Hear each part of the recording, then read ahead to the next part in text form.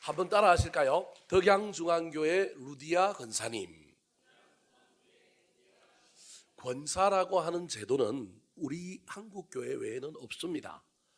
외국교회는 권사라고 하는 직분이 없습니다.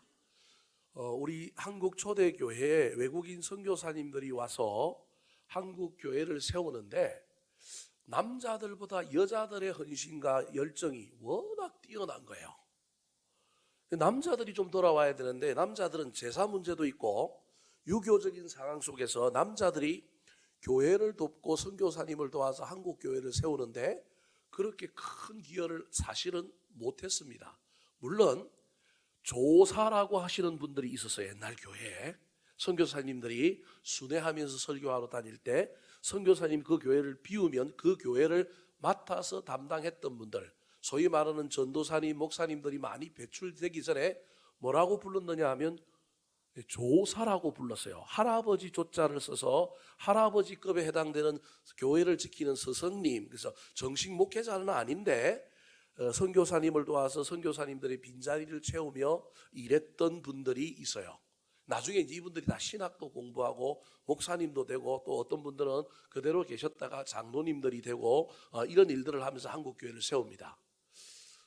지금 와서야 뭐 그렇게 못 느끼지만 지금도 제가 보기에 한국교회의 절반 이상은 여자분들이 대부분 다 힘을 보태고 이끌어가고 있습니다. 근데 초창기에는 이 여자분들을 조사에 버금가는 어머니와 같은 여자들을 좀 세워야 될 필요가 있는 거예요. 왜냐하면 월등하게 교회에 나오는 사람들이 누가 많으냐 하면 여자분들이 많은 데다가 서양의 문화가 아니라 동양의 문화는 내외하는 문화가 있고 또 여자들이 또 부끄러워하기도 하고 좀 또 꺼려하는 부분들이 있다 보니까 여자 사역자에 준하는 사람들이 필요한 거예요. 그래서 한국교회가 초창기부터 세웠던 사람들이 누구냐면 권사예요. 그 권사의 아류가 나중에 구역에 나중에 보면 누가 나오느냐 하면 권찰이 나오잖아요. 그런 것처럼 없던 제도를 한국교회가 만들었는데 제가 보기엔 잘못한 게 아니고 이건 정말로 잘했다. 다른 세상 전 세계 교회에 없는 새로운 직분을 만들었는데 이 직분이 얼마나 잘 만들어지고 얼마나 교회에 순기능을 했는지 모릅니다. 물론 나중에 훗날 이제 교회가 커져가고 자라고 안정되면서 이 권사의 제도가 잘 정착된 교회와 또는 권사라고 하는 직분과 명칭만 있을 뿐이지 그 유산을 잘못 이어받은 교회들은 죄송한 표현입니다. 오해하지 말고 들으십시오. 교회가 망조가 들고 교회가 어려운 일을 들을 때 늘 문제의 발단은 어디로부터 시작됐느냐 하면 죄송합니다. 여자들로부터 시작되는 문제가 생긴 거예요. 네. 그런 의미에서 권사의 제도는 양날의 칼과 같은데 제가 보기엔 한국교회에서는 훨씬 더 이로운 일에 많이 쓰이는 제도이고 앞으로도 잘 개성하고 잘 본받으면 정말로 한국교회 살리고 부흥하는데 아름다운 제도와 직분이 될 것이다 그렇게 생각합니다. 권사의 헌신 예배를 맞이하여서 그렇다면 우리 권사님들에게 성경의 인물 중에 누가 도전이 될까 누가 모범이 될까 구약에도 몇 사람 있기는 해요. 그런데 신약에 좀 알기 쉽게 신약 성경에서 권사라고 하는 제도를 굳이 찾는다고 한다면 어떤 인물에서 찾을 수 있을까? 어떤 사람이 권사들의 모델이 될까? 신약 성경에서 단연코 떠오르는 사람이 누구냐 하면 오늘 설교의 제목인 루디아라고 하는 사람입니다. 그렇다면 왜 이 루디아가 권사들의 모범이요 모델이 될까요? 오늘날 우리 덕양중앙교회의 모든 권사님들이 김루디아, 박루디아, 한루디아, 양루디아 뭐 다 이런 루디아들이 되었으면 좋겠는데 왜 루디아라고 하는 사람이 권사들의 모범이 될까요? 첫 번째입니다. 따라 하시겠습니다. 기도하는 루디아. 루디아가 권사제도와 권사의 모범이 되는 가장 중요한 특징 중에 하나는 루디아라고 하는 여인은 기도하는 여인이었습니다. 이 여인은 원래 어디 출신이냐 하면 소아시아 지역의 7교회 중에 터키에 있는 두아디라라고 하는 교회 지역의 출신이에요. 이 두아디라라고 하는 지역은 뭐가 발달되어 있느냐 하면 해변에 나는 조개 껍질을 잘게 부수어서 염료를 만들어서 천을 염색하는 기술을 가지고 있는 도시가 두아디라라고 하는 도시예요. 인도에도 가면 그런 천년 염색 기술이 발달한 어떤 도시들이 있고요. 우리나라도 제주도나 저 남해안에 가면 천년 염색이 아주 발달된 도시들이 몇 군데 있어요. 그런 것처럼 두아디라라고 하는 이 도시는 옷감에다가 물을 잘 들이는 거예요. 근데 그 물 중에 그 당시 최고급 물 색깔이 뭐냐면 자주색이었어요. 자주색 옷감. 우리도 자주색은 누구만 입어요? 왕만 입었다면 골룡포. 이게 자주색이란 말이에요. 아주 고급진 색깔의 천 옷감을 만들어내는 도시가 두아디라였던 거예요. 이 도시에서 이 옷감을 잘 염색을 하고 옷감을 잘 만들어 가지고 무역하는 여자예요. 그래서 바다를 건너서 어디로 가느냐 하면 유럽, 저 이스탄불에서 제일 먼저 건너가면 도시가 하나 있는데 그게 빌립보라고 하는 도시예요. 이 도시는 원래 없었던 도시인데 만들어진 계획 도시예요. 로마가 자기들에게 충성했던 사람들이 해외에서 휴양하며 지낼 수 있는 계획 도시를 하나 만드는데 그게 빌립보예요. 벌써 이 빌립이라고 하는 사람이 로마 황제의 이름, 귀족의 이름 중에 하나란 말이에요. 그래서 이 빌립이라고 하는 사람의 이름을 따서 그 지역에 도시를 건설하고, 물론 아예 허벌판은 아니었고 작은 도시였는데 그 도시를 우리로 치면 창원이나 뭐 이런 도시들처럼 계획 도시로 도로를 딱 닦고 네모나게 만든 거예요. 그리고 그 도시는 아무나 못 들어가고 로마의 시민권이 있는 사람이 1차적으로 들어갈 수 있는 도시, 로마가 직하라는 도시, 로마의 영향력이 아주 짙은 도시로 만든 거예요. 그 증거가 어디 있느냐 하면 유대인들이 디아스포라 흩어져서 많은 도시에서 흩어져 살았는데, 유대인들은 아무리 흩어져 살아도 남자가 10명만 모이면 뭘 만들었냐면 회당이라고 하는 걸 만들어요. 근데 이 도시에는 회당이 없어요. 그 말은 소위 말하는 유대인들의 출입을 금한 도시. 그런데 이 도시에 누가 있느냐 하면 두아디라 성에서 옷감을 물 잘 들여가지고 이걸 팔러 온 여인이 있는데, 이 여인 이름이 누구냐면 루디아인가요. 시민권이 없는데 들어와 있는 거예요. 그 말은 시민권을 돈을 주고 샀든지 출입증을 무역하는 가운데 돈을 주고 산 거예요.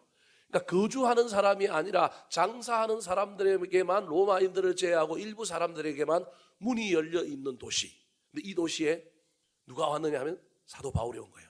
사도 바울은 뭐가 있어요? 시민권이 있는 거예요. 원래는 이 유럽 쪽으로 저 이스탄불을 건너서 터키에서 저 건너가지고 저 유럽 쪽으로 그리스, 마게도냐 쪽으로 가려고 안 그러고 어디로 전도를 하려고 했느냐 하면 지금 전쟁 막 나고 있는 데 있잖아요. 발칸반도 그 지역 쪽으로 가려고 한 거예요. 흑해 연안을 따라서 저 북쪽에 그루지아, 조지아, 뭐 아르메니아 이런 쪽으로 복음을 전하러 가려고 사도 바울이 계획을 세우고 아시아, 저 북쪽 아시아를 향하여 가려고 했는데 꿈에 환상을 봤는데 어떤 사람이 자꾸 꿈속에서 자기를 건너오라고 뭐 하는가요? 손짓을 하는 거예요. 그래서 사도 바울이 기도하고 난 다음에 그 유명한 트로이의 목마로 유명한 도시가 드로아라고 하는 도시인데, 그게 현대 이름으로 바꾸면 트로이예요. 드로아에서 배를 타고 가면 그리스로 금방 건너가요. 터키 성지순례를 가보면 알아요. 그렇게 건너가면 금방이에요. 물론 여기 이스탄불로 해갖고 다리를 건너서 이렇게 북쪽으로도 갈 수 있지만 여기를 건너가면 금방인 거예요. 그래서 자기 생각을 버리고 성령의 인도하심을 따라서 사도 바울이 이 빌립보라고 하는 도시에 간 거예요. 생각도 안 했던 선교의 장이 열린 거예요. 아침에 사도 바울이 안식일이 되었는데 회당에 들어가서 예배를 드려야 되는데, 그 예배를 드리려고 회당을 찾아보니까 회당이 없어요. 자, 13절과 14절 말씀 같이 한번 읽어볼까요? 시작.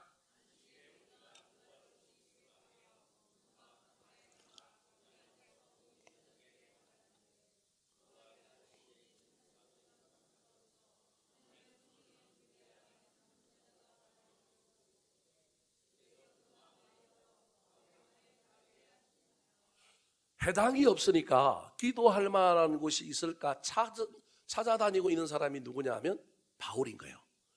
그러니까 유대인들 남자 10명이 거기 거주하지 않는 거예요. 회당이 공식적으로 만들어질 수가 없는 거예요. 로마의 직할 통치 도시인 거예요. 근데 그곳에 사도 바울이 가서 안식일에 회당에 들어가서 유대인들에게 전도하려고 했는데 그게 없는 거예요. 그래서 기도해야 되겠다.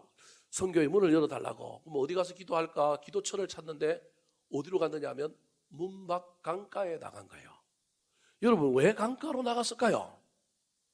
유대인들의 제사법에 의하면 유대인들이 예배를 드릴 때는 반드시 손을 뭐 해야 되느냐 하면 씻어야 됩니다. 그리고 재미난 것 중에 하나는 뭐도 씻느냐 하면 기도 씻어요. 일주일 동안 잘못된 말을 많이 들었다고 기도 씻어요. 이게 이제 초대교회 또는 구약의 어떤 유대인들의 간섭 중에 하나예요. 그래서 유대인들이 예배를 드리면 반드시 뭐가 있어야 되느냐 하면 정결 예를 행할 수 있는 손 씻을 물통이 있어야 돼요. 명동성당이라든지 천주교 예배 드리는 데 가면 반드시 정결 세례조가 수조가 있어요. 그 어떤 의미에서 제가 보기 참 좋은 건데 우리가 천주교하고 갈라지면서 그런 것들 다 버렸거든요. 제가 생각하기에는 그런 것들이 이단적인 게 아니라 초대교회 때부터 있었던 거기 때문에 참 좋은 건데 우리도 교회 들어올 때부터 운문 하나 잘 만들어 놓고 거기다 뭐하고 들어오면 좋겠어요?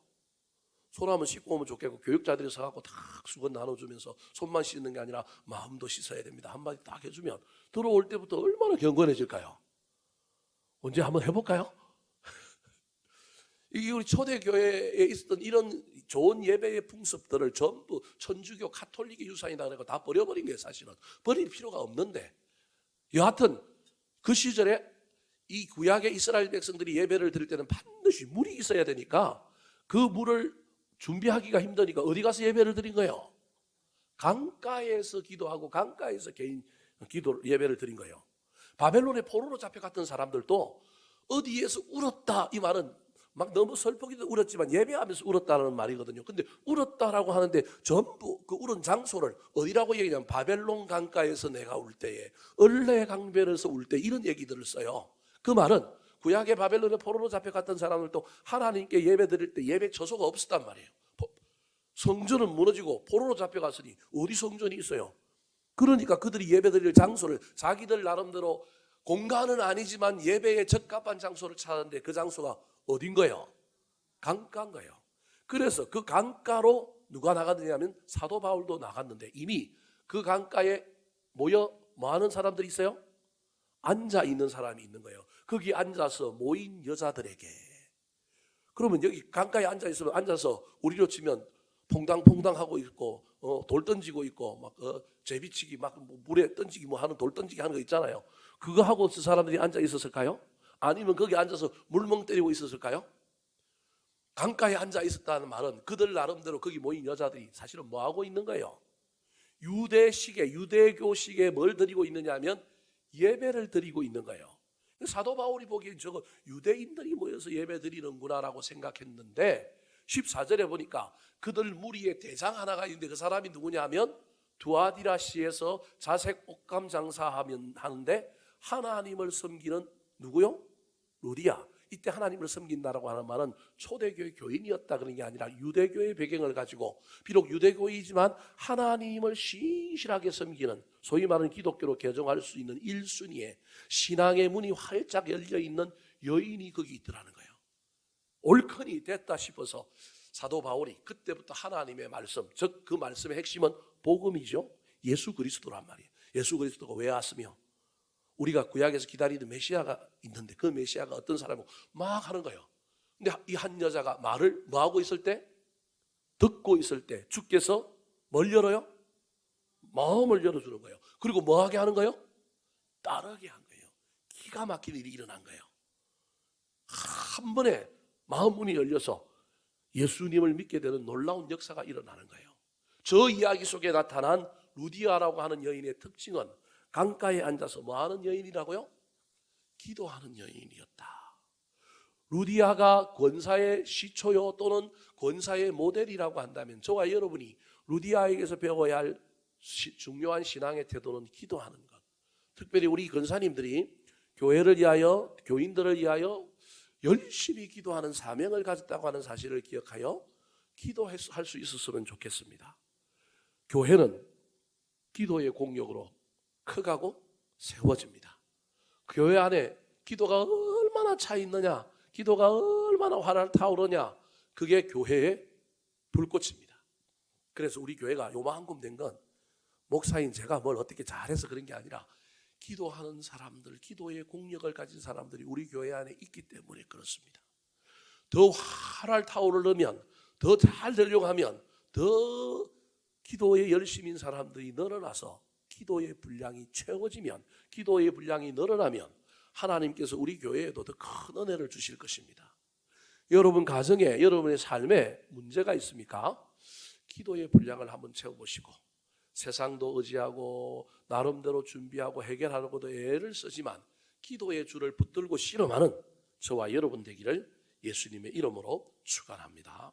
두 번째, 건사의 효시를 루디아로 보고 루디아에서 배워야 할 점이 있다면 어떤 것일까요? 따라하시겠습니다. 자원하여 헌신하는 루디아. 루디아는 예배 태도가 좋은 사람입니다. 아까도 강가에 앉아있는데 사도 바울이 말씀을 전하는데 그 말씀을 어떻게 했다고요? 잘 듣고 있는 거예요. 우리 권사님들이 예배 잘 드려요. 눈이 반짝반짝거리고요. 저하고 하면요, 한 번씩 부끄러워서 눈을 조금 피하긴 하지만 그래도 저하고 눈을 맞추기도 하고요. 또 뭘 하면요, 아멘도 잘해요. 각고상 장모님 모시기 전까지 우리 교회에서 아멘 제일 잘하는 사람들은 여자들이었어요. 각 장로님 와가지고 이제 남자들한테 그 기세가 넘어갔는데 다시 빼앗아 왔으면 좋겠어요. 네, 교회 안에 아멘이 늘어나야 합니다. 예배를 잘 드리는 사람, 예배를 잘 드린다라고 하는 이 이야기 속에 단순히 그냥 예배를 잘 드리는 것 같지만, 예배를 잘 드리는 사람은 하나님께 헌신할 수밖에 없습니다. 왜냐하면 하나님이 말씀이 들려오고 말씀에 감동이 일어나고 그 말씀의 은혜 때문에 그냥 나도 모르는 사이에 자원하여 섬기고 봉사하고 헌신하는 일을 하는 것입니다. 이 루디아가 강가에 앉아있는데 어떤 사람이 남자와 이야기를 하는데 자기가 들었던 구약의 말씀을 넘어서서 새로운 신비로운 해석을 하는데, 마음속으로는 신비로운 해석을 하면 와 새롭네라고 하는 반응을 보이는 사람들이 있는가 하면, 그래서 새로운 걸 좋아하는 사람은 와 새롭네 하고 그러면 눈을 반짝반짝거립니다. 근데 보수적인 사람은 저거 뭐 아닌가? 이단 아닌가? 그러면서 또 갑자기 마음을 좀 붙들어매면서 좀 경계하면서 듣습니다. 물론 어느 정도 시간이 되면 이게 통합이 되죠. 통합이 되는 가운데 정말로 진리의 말씀이라면 그 말씀대로 살려고, 그 말씀의 은혜를 붙들고 살려고 애를 쓰게 됩니다. 말씀을 잘 들었을 뿐만 아니라 하나님이 찾아오셔서 그 마음을 열어주시니까 이 루디아가 말씀을 따르는 사람이 된 겁니다. 예배를 잘 드리는 권사님은요, 말씀의 은혜 때문에 삶이 바뀌고요, 하나님의 말씀을 따라가기 때문에 하나님을 따르는 권사님에게 사람이 따르게 되어 있습니다. 왜 사람이 나를 안 따르느냐? 내가 누구를 안 따랐기 때문에 그럴 가능성이 있어요. 하나님을 안 따랐거나 목사를 안 따랐거나 내가 누구를 따르지 않기 때문에 그러는 거예요. 그래서 리더가 되려면 반드시 누군가를 뭐 해봐야 되느냐 하면 따라다녀 봐야 됩니다. 안 따라다녀 보면 자기가 절대 리더가 될 수 없습니다. 착각하는 사람들이 있습니다. 펠로우가 되지 않고 리더가 되겠다. 그 모임에 참석해서 조용히 이름도 없이 빛도 없이 묵묵히 어느 세월을 지내고 그 과정을 거쳐야만이 그 어떤 모임의 지도자가 되고 그 모임에 뭐가 되느냐면 리더가 되는 거예요. 물론 세상은 영입 케이스라고 하는 것이 있습니다. 단계로부터 아래로부터 착착착 올라가야 되는데 갑자기 낙하산이 떨어져갖고 위에서부터 내려오는 경우도 있습니다. 그런데 하나님 나라의 법칙은 그런 거 없습니다. 그래서 여러분, 누군가가 나를 따르느냐 따르지 않느냐의 문제는 반드시 나의 문제로 전환을 시켜서 생각해 봐야 합니다. 내가 하나님을 따르고 있는가? 내가 누군가를 따르고 있는가? 잘 따라야 됩니다. 내가 잘 따라야 누가 따를 거냐 하면 나중에 다른 사람이 따를 거예요. 우리 할머니 권사님들을 잘 섬기고 잘 따라 보십시오. 밑에 있는 젊은 30대, 40대, 50대들이 따라올 거고요. 그 유산이 교회 안에 잘 이어져야 합니다. 이 따르는 문화가 교회 안에 잘 있느냐? 제가 막 맹종해라 이런 얘기가 아닙니다. 막 뭐 틀렸는데도 막 따라하라 그런 얘기가 아닙니다. 기본적으로 날카로운 일이나 긴장과 갈등과 시비와 다툼이 있는 일을 제외하고 기본적으로 어떤 교회 안에 어떤 공동체 안에 뭐가 있어야 되냐면 전수되는 문화가 있는데 그 문화 중에 하나는 이끄는 사람이 있고 이끄는 사람을 따라주는 사람이 있고 때로는 잘 따르다가 한번 이야기했고 안 따라주고 얘기하면 안 되고 잘 따르다가 근데 이건 이렇게 하는 게 더 좋을 것 같은데요. 한번 해보지 않겠습니까? 이런 이야기들이 나와야 건설적이지 따름도 없고 그냥 대놓고 비판만 하고 대놓고 그건 틀렸고 이게 옳다고 얘기하면 말이 씨가 맥힐까요? 안 맥힌단 말이에요. 오늘 보면 이 루디아는 어떤 사람이냐면 예배를 잘 드리는 사람 그리고 뭐 하는 사람이냐면 따르는 사람이었어요. 자 14절과 15절 말씀 다시 한번 읽어볼까요? 시작.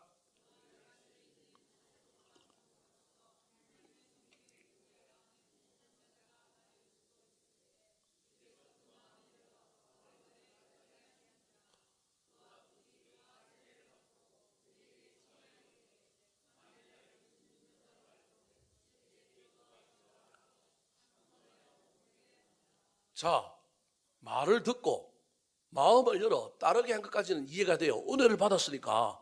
그런데 15절에 보면 요청하지도 않고 시키지도 않은 일을 루디아가 자원하여 청하고 있는 거예요.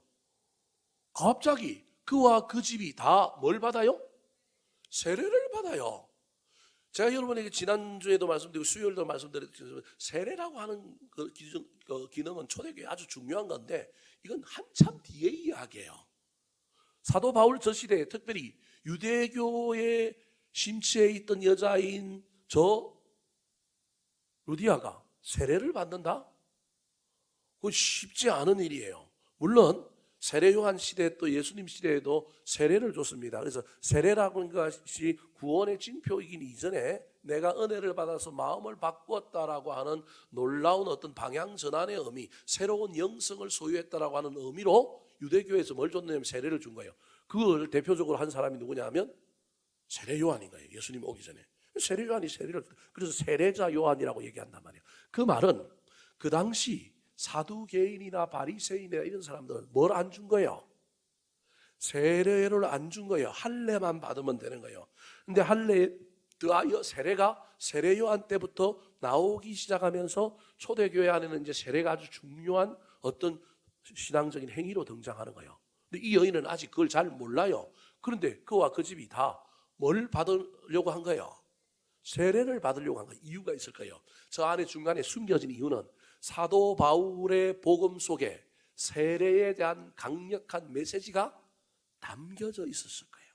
제가 보기엔 그 담겨져 있는 메시지의 은혜를 받고 그 말에 결단하여 그러면 우리도 뭘 주십시오? 세례를 주십시오. 왜냐하면 예수님께서 뭐라고 얘기했느냐 하면 마태복음 28장 14절로 16절에 보면 너희는 가서 온 족속을 제자로 삼아 아버지와 아들과 성령의 이름으로 뭘 주라고요? 세례를 주라고요. 그래서 여러분 빌립도 세례를 나중에 주고요. 성령 충만한 상태에서 사마리아 성에 가서 세례를 주고요. 그 다음에 사도 바울도 베드로도 고넬료 집에 가서 복음 전하고 뭘 줘요? 세례를 준다니까요. 이게 예수님의 명령이기 때문에 그러는 거예요, 여러분. 예수님이 세례 주라고 명령했으니까 그렇게 하는 거란 말이에요. 사도 바울도 아마 어떤 믿음의 증표 또는 회심의 어떤 증거적인 차원에서 그리고 사도 바울이 정하는 복음 속에 복음의 큰 어떤 큰 줄기 기둥들 중에 하나가 예수 그리스도의 부활, 예수 그리스도의 십자가뿐만 아니라 세례가 있었을 가능성이 있는 거예요. 근데 그걸 들었다고 그냥 요청하기가 쉽지 않잖아요. 근데 15절에 보면 뭐라고 얘기하고 있느냐 하면 이 루디아라고 하는 사람이 자원하여 뭘 받아요? 세례 받기를 세례를 받고 그 다음에 그 세례 준 사도 바울의 일행을 뭐 하였다고요? 청하여 그 다음에 우리 집에 뭐 하라고요? 유하라고 뭐 했다고요?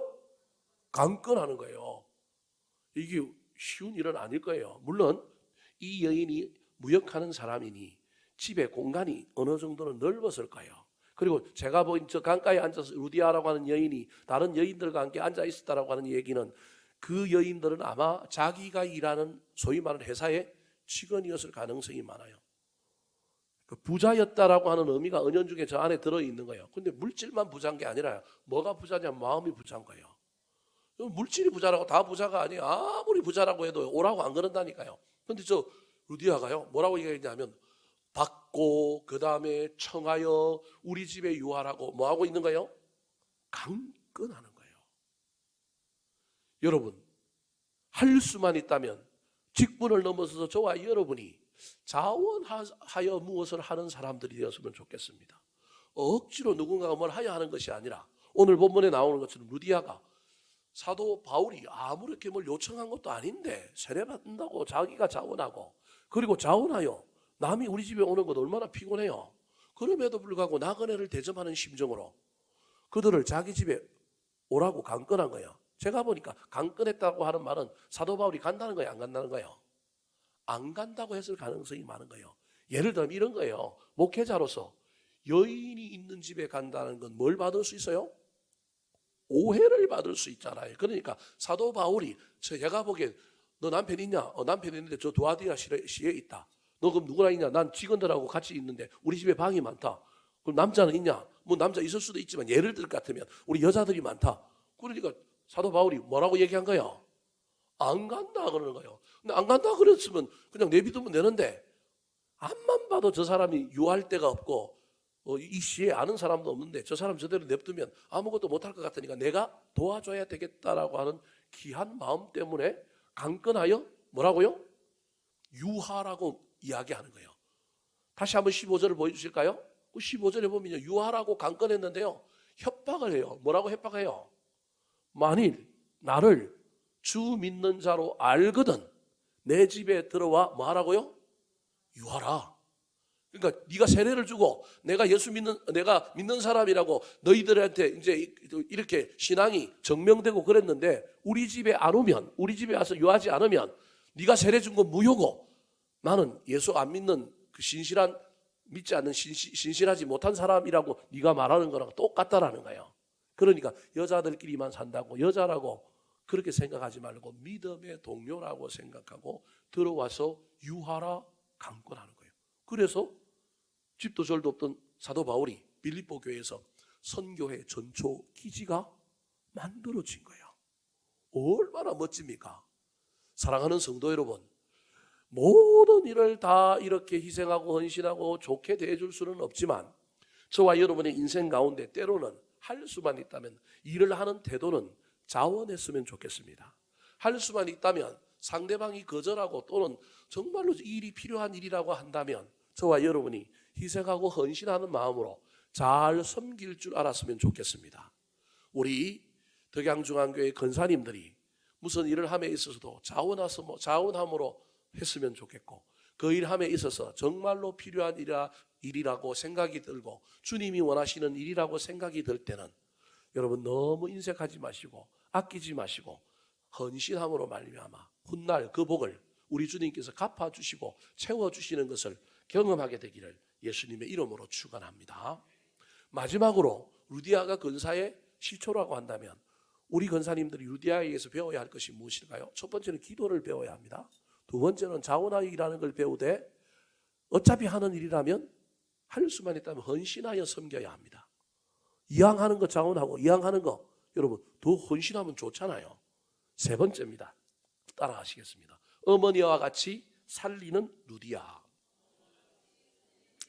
자, 어머니는 특징이 있습니다. 어머니는 특징이 뭐냐면 애를 낳는 사람입니다. 애를 낳고 애를 키우고 애를 양육하는 것이 어머니입니다. 물론 아버지도 있지만 일반적으로 어머니라고 하는 이야기 속에 가장 중요한 특징은 낳는 사람입니다. 루디아는 뭘 낳았어요? 교회를 낳았다니까요. 루디아가 교회를 낳았다니까요. 자기 집에 유함으로 그 집에서부터 뭐가 시작된 거예요? 교회가 시작된 거예요. 건물로서 교회가 아니라 가정교회, 초대교회는 전부 가정교회였단 말이에요. 가정에서 모이다가 숫자가 늘고 그러면 나중에 건물을 짓는 거예요. 그래서 빌립보 교회의 시작은 어디서부터 시작된 거예요? 루디아의 집에서. 여러분 듣고 청하여 유하라고 강권한 결과 그때부터 그 집에서 뭐가 된 거예요? 교회가 된 거예요. 하나씩 둘씩 외부 사람들이 오기 시작하고 그렇게 해서 교회가 세워지고 교회가 늘기 시작한 거예요. 근데 우리가 알다시피 문제가 나중에 생겨요. 무슨 문제가 생기냐면 귀신 들린 여자가 맨날 점을 치는데 사도 바울이 지나갈 때마다 하나님 사람이 지나간다 뭐 이래버리는 거예요.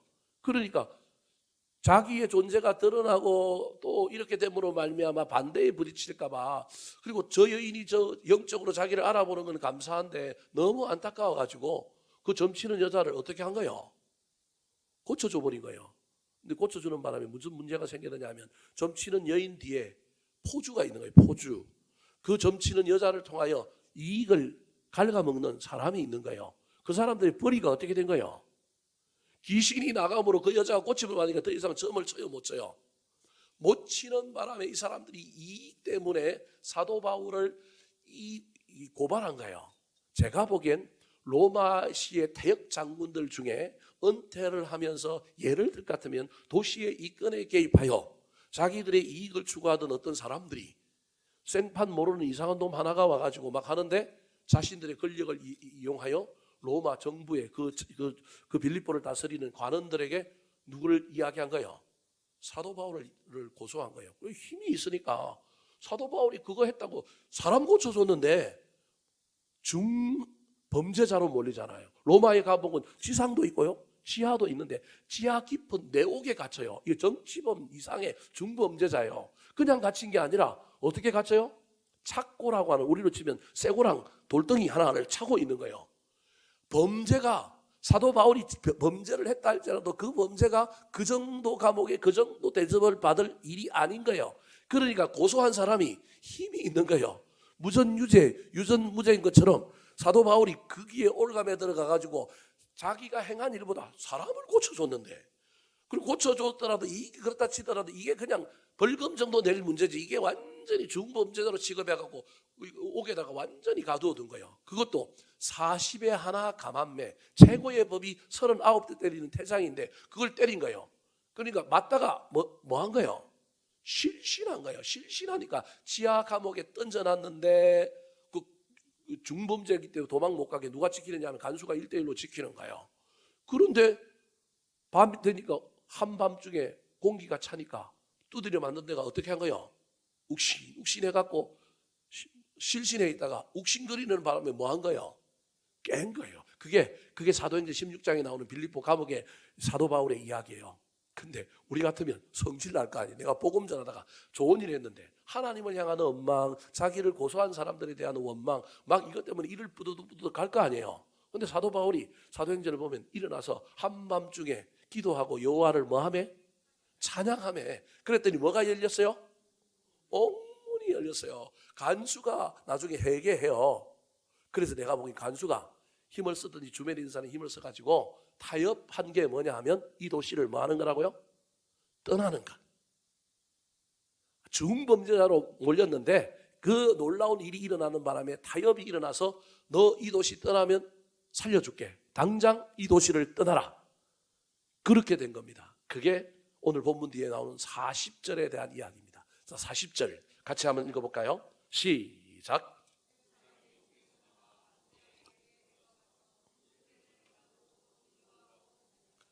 자, 드디어 사도 바울은 이제 빌립보에 있을 수 없습니다. 얼마 정도 있었는지는 알 수 없지만 짧은 기간에 교회를 세우고 루디아를 만나고 교회를 세우고 점치는 귀신 들린 여자를 고쳐주고 감옥에 들어갔다가 이제는 형제들을 전부 앞에 두고 며칠 동안 사역을 안 했기 때문에 이들이 이제 어떻게 될지 알 수 없지만 빠이빠이 하고 갑니다. 루디아의 집에 들어가서, 저 루디아의 집이 교회잖아요. 형제들을 뭐 하고? 만나보고. 그러니까 새로 초신자들을 등록시켜서 우리로 치면 막 새롭게 세운 사람들, 이 사람들을 두고 가야 되니 얼마나 마음이 아팠겠어요. 만나봤다라는 건 만나고 그냥 가는 게 아니라 단도리를 하는 거예요. 그래도 너 예수 떠나면 안 돼? 너 교회 나와야 돼? 막 이런 이야기를 하는 거예요. 그리고 위로했어요. 누굴 위로하느냐 하면 이제 이들을 맡아서 사도 바울을 대신하여 교회를 이끌어가야 될 사람이 누구밖에 없어요? 루디아가 이걸 감당해야 될 걸 생각하니 루디아 마음은 얼마나 불안하겠어요. 그래서 루디아를 뭐 하는 거예요? 위로하는 거예요. 초신자들, 형제들은 만나보고 그 초신자를 이끌어서 이제 사도 바울의 위치에서 교회를 낳았다라고 제가 표현하는 이유는 이때부터는 이 교회를 누가 키워가는 거예요? 루디아가 키워가는 거예요. 자기 집에서 교회가 생겼고 나왔고 목회자 떠난 목자를 잃은 양무리들을 흩어지지 않도록 그 다음에 이 양무리를 양육하는 거예요. 초보 엄마가, 애가 누굴 돌보는 거예요? 애를 돌보는 거라니까. 저게 애가 애를 돌보는 거예요. 초보 엄마가 아무것도 모르면서 저 빌립보 교회에 있는 교인들을 이렇게 돌보는 거예요. 성공했을까요? 성공 못했을까요? 성공한 게 빌립보서라고 하는 성경책에 나오잖아요. 성공해가지고 그 교회가 잘 컸어요. 다른 교회들보다 훨씬 더 문제가 적은 교회고 다른 교회들보다 훨씬 더 괜찮은 교회, 지적 상황이 그렇게 많지 않은 교회, 문제가 생겨갖고 서로 막 싸우고 찢고 이런 정도가 아니라 그냥 빌립보 교회는 이름도 그런 것처럼 빌립보 교회가 신학적으로도 신앙인으로서의 삶도 그렇게 문제가 없는 교회로 잘 성장한 거예요. 누구 덕택에? 루디아 덕택에. 어머니와 같은 루디아가 교회를 낳았을 뿐만 아니라 어머니로서 초보 엄마지만 애지만 애를 잘 키워낸 여인이 누구예요? 루디아인 거예요. 근데 이 여인이 얼마나 겸손한 사람이냐면 교회를 그만큼 키웠으면 나중에 공로를 주장하고 뻑일 수 있잖아요. 근데 이 여인이 그렇게 안 하는 거예요.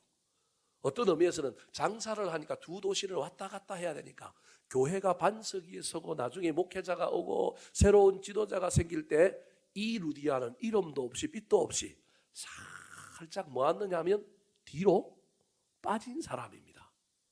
어디에서 그걸 알 수 있을까요? 자, 빌립보서 4장 2절과 3절 말씀을 한번 읽어볼까요? 자, 빌립보서 4장 2절 3절입니다. 시작.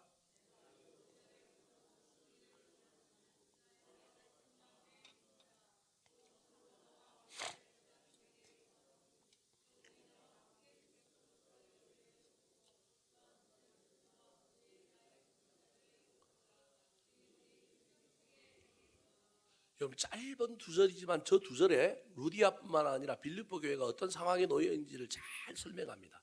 심지어 어떤 성경학자들은 빌립보서를 사도 바울이 쓴 궁극적인 이유가 저 2절과 3절이다 그렇게 얘기합니다. 2절에 보면 두 사람의 이름이 등장합니다. 유오디아, 순두개. 이름의 억양이 부드러워요.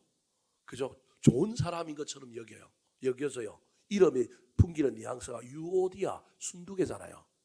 근데 여러분 이 사람들이 좋은 사람으로 시작했지만 나중에 이 사람이 둘이서 교회를 말아먹기 일보 직전으로 만든 사람이 누구냐 하면 유오디아와 순두개예요.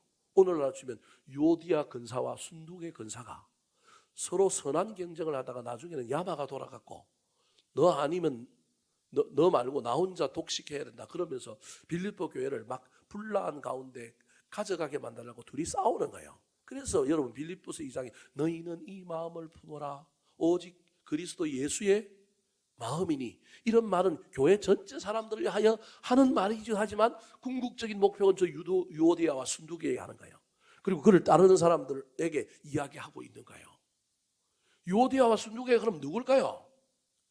어머니로서 교회를 낳은 이 루디아가 그리고 교회를 잘 키우고 난 다음에 전문적인 사역자가 왔을 때 자기는 자기 생업에 충실하고 헌금하고 이런 일 정도로 하면서 도시를 왔다 갔다 하면서 자기의 어머니 자리를 물려준 두 명의 여인, 자기의 빈자리를 채우고 교회를 어머니처럼 잘 양육하라고 세운 사람이 누구냐 하면 유오디아와 순두개라고 하는 사람인데, 이 사람들이 이름에 부드러운 것처럼 처음에는 잘했지만 나중에는 문제가 생긴 거예요.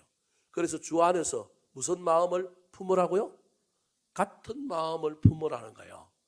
그런데 아무리 건면해도 이게 해결이 안 되는 거예요. 그래서 사도 바울이 누구한테 이 문제 해결하라는 거예요? 루디아에게. 너 다시 컴백해. 장사고 뭐고 너 교회가 더 큰 우선이니까 너 교회 와가지고 네가 후임자 세웠는데 그 후임자들이 지금 이렇게 하고 있으니까 네가 이 문제 해결해. 그 이야기가 3절이에요. 참으로 나와 멍에를 같이 한 네게 구하노니.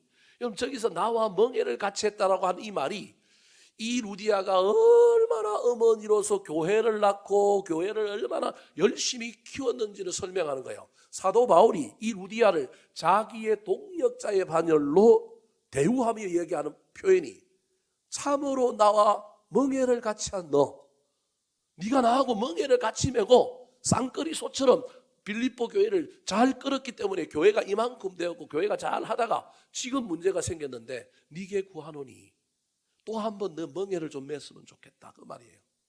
그러면서 복음에 나와 함께 힘쓰던 저 여인들을 뭐하고?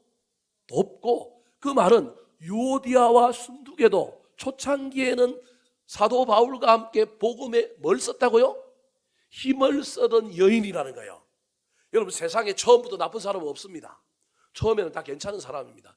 끝이 좋아야 되는데 끝이 안 좋아서 유오디아와 순두계도 사도 바울을 도와서 열심히 복음을 전하고 사도 바울이 보내는 편지, 인편에 전하는 내용을 갖고 루디아의 후임자가 되어서 교회를 잘 돌봤는데, 그래서 복음에 나와 함께 힘쓰던 저 여인들인데 갑자기 공로의식, 경쟁의식이 생겨갖고 서로 독식하려고 하는 가운데 싸움이 일어난 거예요. 그래서 그 싸움을 해결하기 위하여 권했는데도 불구하고 안 되니까 이제 나와 같이 멍에를 같이 한 너한테 한 번 더 구하니 네가 장사 다 때려치우고 저 빌립보 교회 이제는 머무르면서 다시금 저들을 건면해라. 근데 돕고라고 하는 표현 속에 사도 바울이 유오디아와 순두계가 싸우고 있지만 저들은 교인이다, 저들은 하나님 나라에 유익하다, 저들은 마음만 바꾸면 위대한 일꾼이 될 거다라고 하는 말 때문에 도우라고 그러잖아요. 다른 성경에는 도우라고 안 그래요. 내치라 이런 표현도 쓰고요, 별의별 표현을 다 쓰는데 지금 사도 바울이 이 루디아에게 나와 멍에를 같이 한 루디아야, 네가 유오디아와 순두계가 복음에 나와 함께 힘썼는데 저희 여인들이 지금은 조금 탈선하여 지금 좀 문제가 있는데 네가 도와라. 그러면서 한 사람을 더 이야기하는 거예요. 글레멘드와 그 외에 나의 동력자들을 말하고요, 도와라는 거예요. 제가 보기엔 글레멘드를 언급하고 있는 이유는 이 둘 사이에서 하회를 시켜보려고 애를 쓰다가 낙심하여 나 이 교회 안 다녀 이래버린 사람일 가능성이 있는 사람이 누구예요? 글레멘드인가요? 그러니까 여러분 참 재미나요? 선한 마음을 가진 사람은 도리어 못 붙어 있고 악한 마음을 가지고 있는 사람은 악해갖고 독해갖고 거기 뭐하고 있는 거예요? 붙어 있는 거예요. 글레멘드가 이 두 여인들을 어떻게 좀 해보려고 애를 썼던 것 같아요. 근데 이게 안 되니까 아이고 우리끼리 나가서 따로 예배드리자 이런 마음이 생길 정도였던 상황이 펼쳐진 것 같아요. 그래서 둘 다에게 뭐 하라고요? 도우라는 거예요. 싸우고 있는 사람도 진정시키고 하회시키고 상처받아서 떠나려고 하는 글레멘드도 도와서 붙어 있게 만들어라. 왜냐하면 이 사람들의 이름들이 다 어디에 있다고요? 생명책에 있느니라. 여러분 교인들 중에 막 미운 사람이 있으면 저 말을 잘 기억하시기 바랍니다. 저 사람 이름이 어디에 있다고요? 생명책에 있다니까. 우리 다 생명책에 있다니까. 우리 다 나중에 어디 갈 거라고요? 천국 갈 거라니까요. 가서 못 보고 막 얼굴 막 휙 돌리고 막 치뽕하고 이러면 그게 어떻게 되겠어요? 그래서 이 땅에 있는 동안에 저와 여러분이 어떻게 해야 되느냐 하면 할 수만 있다면 돕는 역할을 해야 되는 거예요. 여러분 이게 어머니 루디아예요. 문제 많은 세상에, 문제 많은 공동체에 그 문제를 해결하는 사람은 판사는 세상적으로는 할 수 있지만 교회 안에, 가정 안에 판사가 있다고 모든 문제가 해결될까요? 너 잘못했어, 네가 이겼어. 그런 판사가 있으면 교회 문제 해결될까요? 그 판사 제가 잘할 수 있어요. 근데 그게 될까요? 그러는 사이에 아마 교인들 다 떠날 거예요. 교회는 판사가 있어야 되는 곳이 아닙니다. 잘하고 잘못한 건 누가 모를까요? 압니다. 탁 들어보면 저 사람 70% 잘못했고 이 사람 30% 잘못했고, 그런데 목사가 둘 사이에서 어떻게 편을 들어서 너 잘못해서 그럴 수 있겠습니까? 좀 더 성숙한 사람에게 네가 좀 참아주면 안 되겠느냐, 좀 더 들을 만한 사람에게 네가 좀 먼저 좀 마음을 열어주면 안 되겠느냐. 근데 여러분 사람이 마음이 객해 있으면 나는 그 사람을 인정하고 높여서 네가 참아라, 네가 용서해라 그러는데 그 말을 듣는 그 사람은 나는 그 사람을 높이 보고 얘기했는데 그 사람의 마음이 객해졌으면 그 이야기를 듣는 순간 목사님이 나를 안 사랑하네? 또 삐져버려요. 골치 아파요. 이 일이 쉬운 일이 아니에요. 내가 보기엔 문제가 있지만 저쪽은 아무리 얘기해도 안 들을 것 같고 해도 도리어 삐질 것 같으니 네가 좀 참아줬으면 좋겠다. 네가 좀 양보해라. 아이 그러면 될 것 같은데 도리어 이쪽이 목사님이 그동안 나를 이래버리면 이게 안 되는 거예요. 그래서 가능하면 이거 개입을 안 하는 게 상책일 때가 너무 많은 거예요. 너무너무 힘들어요. 개입을 안 하고 있으면 하나님이 이 마음을 너무너무 힘들게 해요. 양심에 찔리게 만들어요. 예? 네가 그래도 가만히 있을 수 있느냐? 뭔가 지금 불편한데 그걸 고쳐야 되지 않느냐? 여러분도 한번 집에서 부모 된 심정으로 자식들이 싸우고 있을 때 한번 그 경험해 보세요. 쉽지 않단 말이에요. 그런데 여러분 판사는 그 문제를 해결 못하는데 누구는 그 문제를 해결하느냐 하면 어머니는 합니다. 어머니는 둘 다 누구 새끼니까? 내 새끼니까. 둘 다 상처받지 않도록 둘 다에게 지혜로운 건 뭔가? 그럼 누가 다 뒤집어 쓰느냐면 엄마가 다 뒤집어 쓴다니까 보통. 엄마가 이쪽에도 욕먹고 저쪽에도 욕먹고 그런다니까요. 이게 어머니 루디아예요. 선생님들 참 어렵습니다. 여러분에게 지금 제가 그 얘기 하려고 그러는 거예요.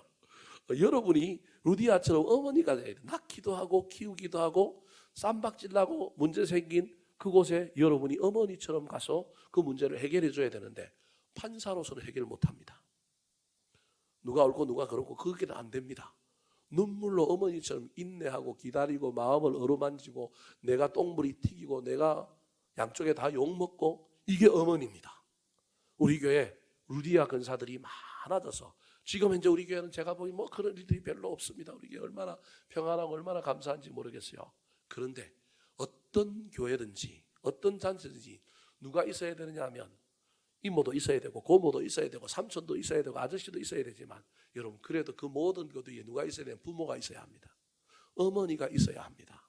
우리 권사님들이 저를 대신하여 저는 남자니까 어머니의 모성이 없잖아요.